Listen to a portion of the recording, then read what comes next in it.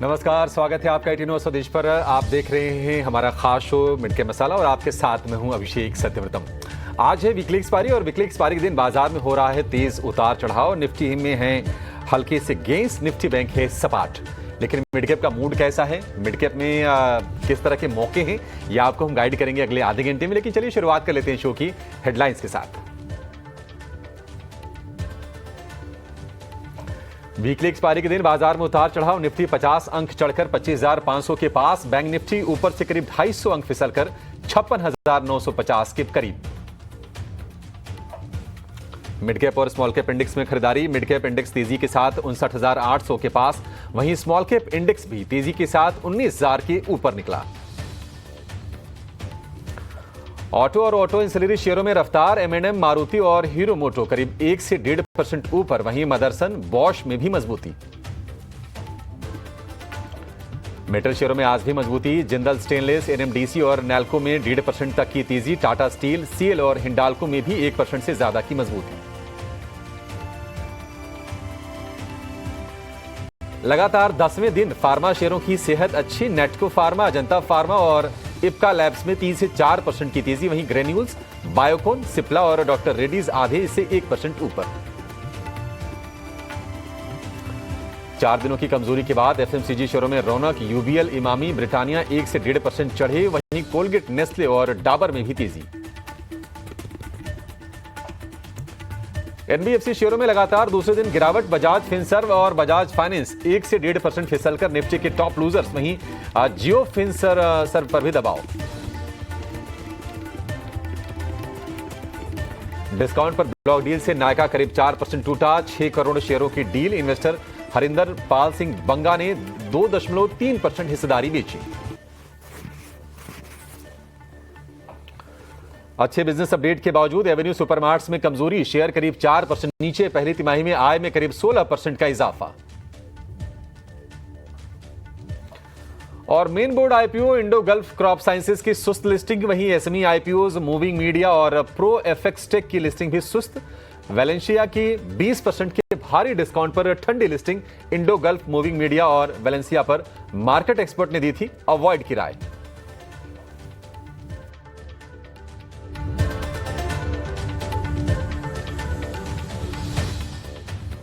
नमस्कार, स्वागत है आपका 18 स्वदेश पर। आप देख रहे हैं मिड कैप मसाला और बाजार में आज हम देख रहे हैं कि फिर से उतार चढ़ाव देखने को मिल रहा है। आज है वीकली एक्सपायरी और निफ्टी इस वक्त आपको निफ्टी बैंक आपको इस वक्त दिखेगा सपाट। 6-7 अंकों की हल्की सी गिरावट आपको दिखेगी। और निफ्टी की बात करें तो 50-60 अंकों की तेजी पर कारोबार हो रहा है। और निफ्टी कोशिश कर रहा है 25,500 के लेवल को होल्ड करने की। और निफ्टी बैंक की अगर हम बात करें तो 57,000 के बेहद करीब वहां पर कारोबार हो रहा है। हालांकि बाजार में एक चीज आज अच्छी है और वो है एडवांस डिक्लाइन का रेशियो। करीब 1500 शेयर मजबूत हैं और करीब 1200 शेयर आज गिरावट के साथ कर रहे हैं कारोबार। इंडिया विक्स 1% नरम है, 12.25 का इंडिया विक्स है। और अगर आप मिड कैप के स्मॉल कैप को देखेंगे तो थोड़ी सी आपको दिग्गजों के मुकाबले वहां पर बेहतर सेंटिमेंट दिखाई देंगे, क्योंकि हमने देखा था कि 8 सत्र की लगातार तेजी के बाद मिड कैप इंडेक्स ने कल पॉज लिया था। कल हल्की सी गिरावट हमने मिड कैप इंडेक्स में देखी थी, लेकिन थोड़ी सी मिड कैप में, स्मॉल कैप में आज बेहतर बाइंग देखने को मिल रही है। तो मिड कैप में आपके लिए मौके कहां पर बन रहे हैं ये भी समझने की कोशिश करेंगे। ट्रेड कहां पर करना है आपको ये आपको बताएंगे और एक्सपर्ट्स ये भी जानेंगे कि अगले 3 घंटे में आपके लिए इंडेक्स में किस साइड का ट्रेड लेना चाहिए। क्या 25,500 से निफ्टी ऊपर बढ़ेगा, इसका जवाब लेंगे। लेकिन पहले ये देख लेते हैं कि मिड कैप का जो मेगा एक्शन है वो क्या हो रहा है आज के सत्र में। मोतीलाल ओसवाल की शेयर में हम देख रहे हैं कि आज 5% के आसपास की मजबूती पर आपको कारोबार होता हुआ दिखेगा। और उसकी वजह यह है कि जो एयूएम है कंपनी का, एसेट अंडर मैनेजमेंट, वो 1.5 लाख करोड़ रुपए के पार निकल गया है। नायका के शेयर में 4% का दबाव है। ब्लॉक डील के जरिए करीब 2.25% की हिस्सा बिक्री हुई है। हरिंदर सिंह बंगा ने अपनी हिस्सेदारी ट्रिम की है कंपनी में, इसके चलते शेयर पर दबाव है। 200 रुपए का फ्लोर प्राइस था और डिस्काउंट पर ब्लॉक डील होने के चलते शेयर में आज हम प्रेशर देख रहे हैं। लेकिन CSB bank, Catholic Syrian bank के नाम से पहले ये जाना जाता था, 2% की तेजी है। और इसके जो Q1 के अपडेट आए हैं वो आए हैं दमदार। डिपॉजिट 20% बढ़ा है और शेयर में हम देख रहे हैं तेजी। तो ये 3 तस्वीरें मिड कैप स्पेस की और आज हम देख रहे हैं कि शेयरों में एक्शन हो भी रहा है। लेकिन आज इंडेक्स की जरा रणनीति पहले समझ लेते हैं और आपको गाइड करने के लिए हमारे साथ जुड़ गए हैं आज के खास मेहमान कोटक सिक्योरिटीज के श्रीकांत चौहान। श्रीकांत जी, बहुत शुक्रिया आपका समय देने के लिए। स्वागत है आपके 18 आवर्स स्वदेश पर। श्रीकांत जी, क्या व्यू होगा आपकी तरफ से निफ्टी पर? निफ्टी हम देख रहे हैं कि रेंज में फंसा है। ऐसा लग रहा है कि एक नए ट्रिगर का इंतजार हो रहा है। वो ट्रिगर शायद यूएस और इंडिया की ट्रेड डील होगी, उसके बाद नतीजे आ जाएंगे। क्या मान के चलें कि थोड़ा सा कंसोलिडेशन का फेज ये लंबा खींचेगा या गिरावट जो है वो बाइंग की अपॉर्चुनिटी बनेगी? Good afternoon Abhishek ji, good afternoon everyone. तो देखिए, वैसे मार्केट के ओवरऑल ट्रेंड की अगर बात करें तो मार्केट में एक हमने बहुत अच्छी तेजी देखी और उसके बाद का ये करेक्शन था। तो लगभग 1000 से लेकर 1100-1200 पॉइंट की तेजी हमने मार्केट में देखी थी। 24,500 से लेकर 25,600 700 तक हमने मार्केट में एक अच्छी रैली देखी थी। उसका करेक्शन था ये। और ये करेक्शन पूरा होने के बाद आज की जो एक्टिविटी है एक्सपायरी के दिन पे, वो देखा जाए तो काफी हद तक बेहतर है, मैं कहूंगा। 24,500 के ऊपर जाना मुश्किल लग रहा था मार्केट का, लेकिन अभी 24,500 के ऊपर मार्केट कंफर्टेबली ट्रेड कर रहा है। यही एक बुलिशनेस है और मुझे लगता है 24,600 के लेवल अगर आज ही क्रॉस होते हैं, जो एक्सपायरी का दिन है, तब हमें लगता है कि मार्केट में और भी शॉर्ट कवरिंग का ट्रेंड बनेगा। ओवरऑल मुझे लगता है कि हम 25,800 तक निफ्टी को आने वाले दिनों में जाते हुए देख सकते हैं। और कोई भी करेक्शन अगर आता है, जैसे आपने कहा, मुझे लगता है कि बिल्कुल बाय ऑन डिप्स की स्ट्रेटेजी बनाए या बाय ऑन करेक्शन की स्ट्रेटेजी बनाए। जो भी इंपॉर्टेंट सपोर्ट लेवल्स आएंगे मार्केट में 25,300 या 25,200 वर्स्ट केस अगर आते हैं, मुझे लगता है उन लेवल्स पे बिल्कुल लॉन्ग की पोजीशन या कुछ खरीदारी की स्ट्रेटेजी बनाई जा सकती है। बाय ऑन डिप्स की स्ट्रेटजी बनाई जा सकती है बाजार में। और सुबह हमने आपको कहा भी था कि बाजार में ऐसा कोई स्ट्रक्चर वीक नहीं हो रहा है, ऐसा नहीं कि कोई ट्रेंड रिवर्सल के संकेत है। और जो क्यूज भी है ना, वो बाजार के लिए सपोर्टिव हैं, चाहे वो ग्लोबल संकेतों की बात करें या फिर डोमेस्टिकली जो आर्थिक आंकड़े आ रहे हैं वही बाजार को समर्थन देने वाले ही आ रहे हैं। लेकिन चलिए अब जरा ये समझ लेते हैं कि आपके लिए स्टॉक्स में रणनीति क्या होनी चाहिए और मिड कैप में आपके लिए मौके कहां पर बन रहे हैं। श्रीकांत जी, फिर कौन से शेयर आपने चुने हैं आज के सत्र के लिए? बिल्कुल। तो देखिए, यहाँ पे मुझे लगता है कि सबसे जो बड़ी एक काम ने अच्छी तेजी देखी है, वो एक तो मेटल स्टॉक्स में अच्छी तेजी देखी है हमने। और अभी मुझे लगता है कि जैसे कि डीमर्जर प्लान के ऊपर बात हो रहा है वेदांता कंपनी का, मुझे लगता है ये एक स्टॉक हमारे वॉच लिस्ट में होना बहुत जरूरी है। अनलॉक वैल्यू काफी अच्छी हो सकती है। टेक्निकली भी अगर आप देखें तो मल्टीपल टाइम्स इसने 475 480 के लेवल्स को टेस्टिंग किया है और इन लेवल्स को क्रॉस करने के बाद हमें लगता है कि स्टॉक वापस से एक बार 520-30 के हाइस के करीब जा सकता है। तो करंट लेवल से वेदांता को खरीदने की राय रहेगी। 463 465 के करीब ट्रेड कर रहा है। यहाँ पे स्टॉप लॉस रखे 450 रुपए का। साथ ही साथ मुझे लगता है कि अपोलो हॉस्पिटल ये एक ऐसा स्टॉक है जिसमें हम कुछ खरीदारी की पोजीशन बना सकते हैं, क्योंकि आफ्टर वेरी लॉन्ग टाइम, यानी कि तकरीबन अक्टूबर नवंबर के बाद फर्स्ट टाइम ये स्टॉक 7400 के ऊपर कंफर्टेबली ट्रेड कर रहा है। और जैसे कि इसमें भी डीमर्जर का प्लान आ चुका है, हमें लगता है कि ये भी कंपनी जो है अपोलो हॉस्पिटल लाइबिलिटी से जो हॉस्पिटल कंपनी है, ये यहाँ से एक बार 8,300 8,500 तक के लेवल्स दिखा सकती है। तो अपोलो हॉस्पिटल्स में भी हमें लगता है करंट लेवल से 7,500 के करीब खरीदे, 7,200 का स्टॉप लॉस रखे। और फाइनली जहां पे हम और बुलिश हो रहे हैं वो है एम्बर एंटरप्राइज, जो अभी ट्रेड कर रहा है 7,350 7,320 के करीब ट्रेड कर रहा है। और अभिषेक जी, अगर आप देखें तो आज के दिन में जो एक्टिविटी बनी है मार्केट में, वो कुछ कंज्यूमर डिस्क्रिशनरी में बनी है, स्पेशली वोल्टास, हेवल्स जैसे स्टॉक्स ऊपर ट्रेड कर रहे हैं। और उसमें मुझे लगता है कि ये जो कंपनी है एम्बर, ये काफी प्रोमिनेंट प्लेयर है। 7,300 के करीब इसे खरीदा जा सकता है, 7,100 का स्टॉक लॉस रखे। और मुझे लगता है कि ये भी स्टॉक एक बार 8,000 रुपए तक जा सकता है। तो ये सभी स्टॉक्स थोड़े से पोजिशनल बेसिस पे खरीदे, क्योंकि वेरी शॉर्ट टर्म में मार्केट काफी चल चुका है। मार्केट में अगर कोई करेक्शन अगर आता है तो स्टॉप लॉसेस हो सकते हैं, इसके लिए स्टॉप लॉसेस थोड़े बड़े हैं, लेकिन इनमें आप कुछ पोजिशनल व्यू लेके चले। कम से कम यहाँ से 10 से 15 दिन का व्यू रखना काफी जरूरी है। ठीक है, 10 से 15 दिन का व्यू लेके चलिए, बहुत शॉर्ट टर्म के लिए ये आपके लिए शेयर नहीं है। और अपोलो हॉस्पिटल जिसमें कि बड़ी रीस्ट्रक्चरिंग का ऐलान हुआ है, डीमर्जर होगा, फिर कंपनी को लिस्ट कराया जाएगा, स्वैप रेशियो वगैरह भी आ गया है और हम देख रहे हैं कि ये शेयर धीरे धीरे करके ऊपर जा रहा है। आज फिर से देख रहे हैं कि अच्छी मजबूती, करीब 2% की तेजी के साथ ही कारोबार कर रहा है। 8,300 का पहला टारगेट होगा अपोलो हॉस्पिटल के लिए और दूसरा टारगेट होगा 8,500 का। 7,200 पर आपको स्टॉप लॉस लगा के चलना है और वेदांता की बात करें तो 520 के टारगेट होंगे, 450 के स्टॉप लॉस के साथ आपको वेदांता को ट्रेड करना है। ये दो शेयर हो गए श्रीकांत जी की तरफ से। लेकिन आज जहां पर तेजी दिख रही है, जरा उनकी बातचीत कर लेते हैं। श्रीकांत जी, आज हम देख रहे हैं कि जो पावर की वैल्यू चेन में जो कंपनीज होती हैं, अगर मैं सीधे बोल दूं, एसी कूलिंग सेगमेंट वाली जो कंपनीज हैं वहां पर अच्छा मोमेंटम बना हुआ है। हेवेल्स हो, वोल्टास हो या फिर ब्लू स्टार हो, ये सारे के सारे शेयर चल रहे हैं। इनफैक्ट वायर केबल में केईआई इंडस्ट्रीज में आज अच्छा हम मूव देख रहे हैं। कोई शेयर जो आपको अच्छा लग रहा हो या फिर आपको लगता है कि ये बाउंस सस्टेन कर नहीं पाएंगे? देखिए, वैसे न्यूज़ फ्लो जो आज आया है इन पर्टिकुलर कंपनीज के लिए वो काफ़ी पॉजिटिव है और इसी वजह से मुझे लगता है कि इनमें तेज़ी थोड़ी और बढ़ सकती है। साथ ही साथ अगर आप देखें तो मार्केट थोड़ा डिफेंसिव होते जा रहा है और अगर डिफेंसिव मार्केट अगर होता है इंपॉर्टेंट लेवल्स के करीब आने के बाद अ, और उसमें अगर जीडीपी अगर जो ग्रोथ है वो एक्सपेक्टेड लाइंस पे अगर है और जो इन्फ्लेशन के नंबर्स है वो भी अगर कंट्रोल में रहेंगे तो क्या होता है कि एक जो खरीदारी जो होती है वो कंज्यूमर डिस्क्रिशनरी में लौटती है। तो हमें लगता है कि यहाँ पे बिल्कुल वोल्टास हेवल्स ये जो एक पर्टिकुलर बास्केट है इसमें हमें काफी क्लोजली वॉच रखना जरूरी है। स्पेसिफिकली मुझे एम्बर एंटरप्राइज अच्छा लग रहा है ये पर्टिकुलर सेक्टर में से। 8,000 तक के टारगेट्स नजर आते हैं, 7,100 का स्टॉप लॉस रखना है।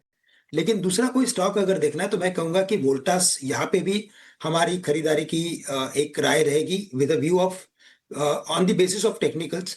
हमें लगता है कि ये भी स्टॉक ग्रेजुअली एक बार 1,500 रुपए तक जा सकता है, तो यहाँ पे भी बिल्कुल हमें लगता है कि तेजी के मौके दिखाई देंगे। ठीक है, वोल्टास भी 1500 तक जा सकता है, इसमें भी तेजी के मौके बनेंगे। 3% ऑलरेडी ये शेयर ऊपर है और हम देख रहे हैं कि ठीक ठाक इसमें मजबूती हो रही है। अब एक काम करते हैं, मिड कैप में जो आज तेजी से जो शेयर ऊपर जा रहे हैं जरा उनकी बातचीत कर लेते हैं और उसके बाद जो गिरने वाले शेयर हैं उन पर भी हम अपने एक्सपर्ट्स की रिकमेंडेशन लेंगे। तेजी वाले शेयरों की बात करें तो ओएनजीसी के साथ साथ आज हमने देखा कि ऑयल इंडिया में तेजी रही। एमएनएम फाइनेंशियल का शेयर चल रहा है, वोल्टास की चर्चा हमने ऑलरेडी कर ली है और केपीआईटी टेक आईटी बास्केट से हम देख रहे हैं कि केपीआईटी टेक में आज मजबूती हो रही है। श्रीकांत जी, कोई शेयर इनमें से जो आपको अच्छा लग रहा हो? आपको लगता है कि ऑयल इंडिया की तेजी और बढ़ेगी या फिर क्रूड में जो स्पाइक आया है वो मोमेंट्री है? मुझे लगता नहीं कि बहुत ज्यादा सस्टेन कर पाएगा वो। नहीं तो बिल्कुल जैसे आपने कहा मुझे भी यही लग रहा है कि क्रूड में जो मोमेंटम दिखाई दे रहा है वो टेम्पररी हो सकता है या तो काफी वॉलेटाइल रहेगा और इसी वजह से यहाँ पे ट्रेडिंग करना मुझे लगता है कि थोड़ा रिस्की होगा बिकॉज ये एक्सटर्नल फैक्टर पे काफी डिपेंड होता है और फिर क्या होता है ना कि ओवरनाइट अगर क्रूड के दामों में अगर गिरावट आती है तो स्टॉप लॉसेस ट्रिगर हो जाते हैं। तो उससे बेटर है कि महिंद्रा एंड महिंद्रा फाइनेंशियल्स ये एक स्टॉक ऐसा है जिसे हम बिल्कुल करंट लेवल्स पे भी कहेंगे कि खरीदा जा सकता है। इसके भी जो फाइनेंशियल अपडेट्स आए थे वो काफी उत्साहजनक थे और मल्टीपल टाइम ये स्टॉक ने 260 के करीब सपोर्ट लिया है जो काफी नजदीक के लेवल है और 260 का स्टॉप लॉस हमें लगता है कि रखना चाहिए। मोस्ट ऑफ द टाइम 260 से ये टर्न होता है तो 290 295 तक के लेवल्स दिखाता है। तो काफी अच्छा एक रेंज बाउंड के बेसिस पे एक अच्छा ट्रेड बनाया जा सकता है। करंट लेवल से इसे खरीदे, स्टॉप लॉस रखे 260 रुपए का। वोल्टास के बारे में हम बात कर चुके हैं। केपीआईटी मुझे लगता है कि वैसे काफी ट्रिकी रहेगा, तो बेटर है कि इन लेवल्स पे अगर फोकस करना है मिड कैप आईटी में तो कोफोर्ज या तो परसिस्टेंट जैसे स्टॉक्स में ध्यान रखें instead of keeping more watch on the KPIT. ठीक है, कोफोर्ज और एम्फेसिस इस पर भी आप ध्यान देखिए, चल सकते हैं। ठीक है, आईटी में आपके लिए स्टॉक पिकिंग भी हमने करवा दी, लेकिन चलिए अब ये जान लेते हैं कि अगर आपको ऑप्शंस में पैसे बनाने हैं तो कौन सा दांव आपको लगाना है। ऑप्शंस के चैंपियन को अपने साथ जोड़ेंगे।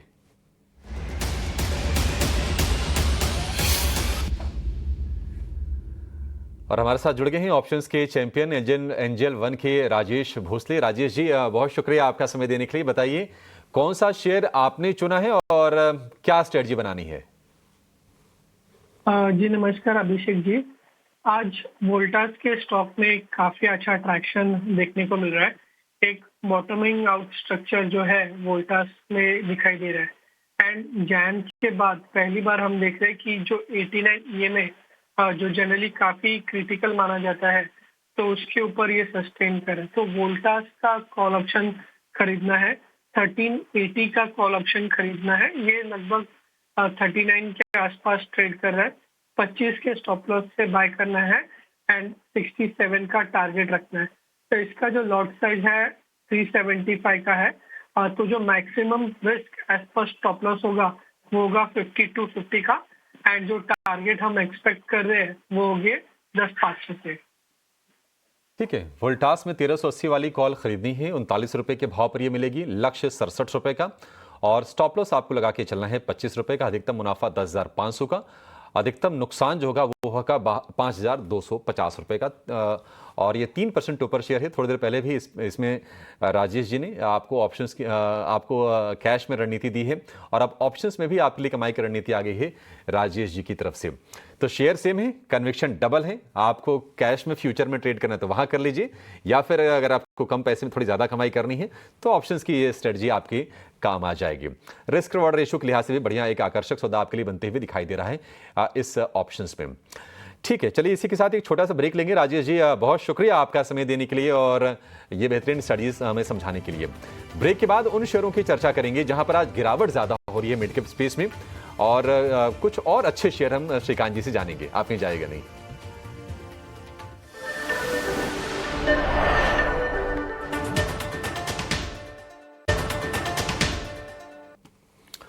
मिड कैप मसाला में आपका फिर से स्वागत है। निफ्टी में हम देखने की रेंज में ही कारोबार हो रहा है, लेकिन ऊपरी स्तरों से थोड़ी सी गिरावट आई थी। 68 अंकों की फिलहाल तेजी है।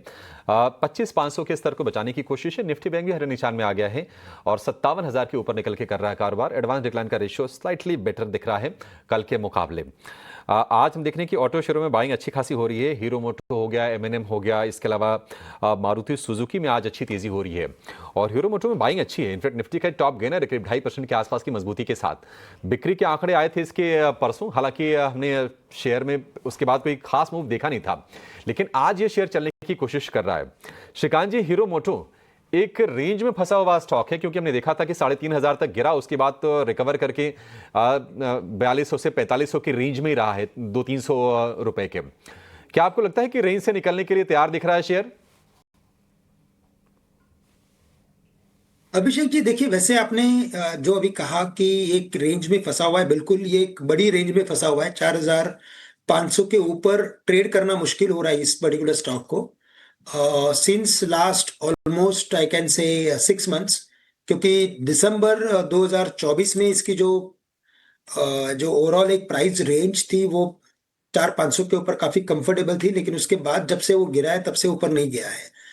लेकिन अभी मुझे लग रहा है कि ये काफी इंटरेस्टिंग फॉर्मेशन बना रहा है। जब तक 4,500 के लेवल के ऊपर ये ट्रेड नहीं करता तब तक तो बिल्कुल इसमें रिस्क रहेगी, लेकिन 4,500 के ऊपर अगर सस्टेन हो गया तो फिर मुझे लगता है कि इस स्टॉक में काफी अच्छे न्यूज फ्लो बन सकते हैं और इस स्टॉक में काफी अच्छी तेजी भी बन सकती है।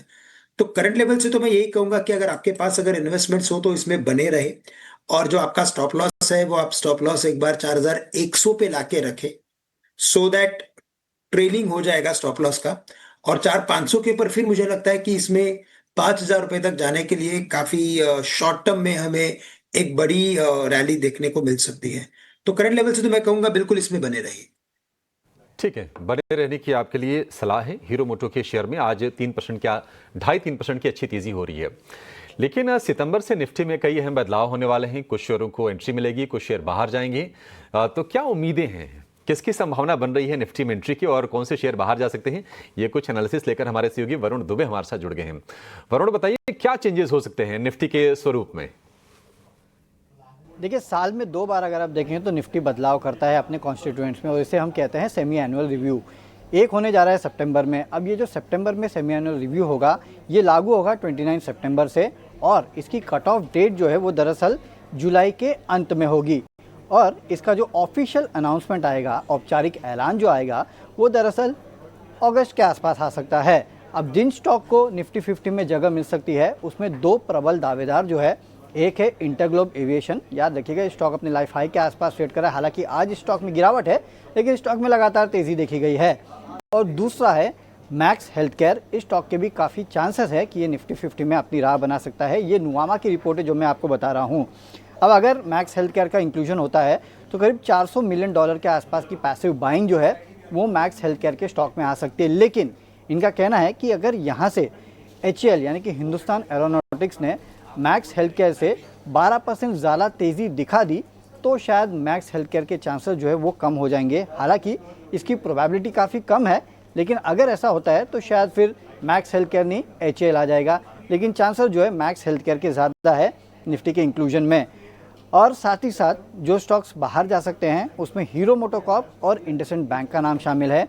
साथ ही साथ इन्होंने एक क्लेरिफिकेशन ये भी दिया है, क्योंकि बाजार में लगातार खबरें थी कि BSE लिमिटेड जो है वो भी शायद निफ्टी 50 का हिस्सा बन सकते हैं। तो इनकी स्टडी ये कहती है कि BSE लिमिटेड एटलीस्ट सितंबर में जो रीजिक होने वाला है उसमें निफ्टी 50 का हिस्सा नहीं बनने वाला है, ये इनके कैलकुलेशंस कहते हैं। तो नुवामा की रिपोर्ट यही कहती है, इंटरग्लोब मैक्स हेल्थ केयर सबसे प्रबल दावेदार है, BSE लिमिटेड नहीं आने वाला है, हीरो मोटो इंडसइंड बाहर जाएंगे, लेकिन मैक्स हेल्थ केयर और HAL के बीच में एक जंग है। अगर HAL ज़्यादा रैली कर लेता है तो शायद मैक्स हेल्थ केयर के चांसेस कम हो सकते हैं।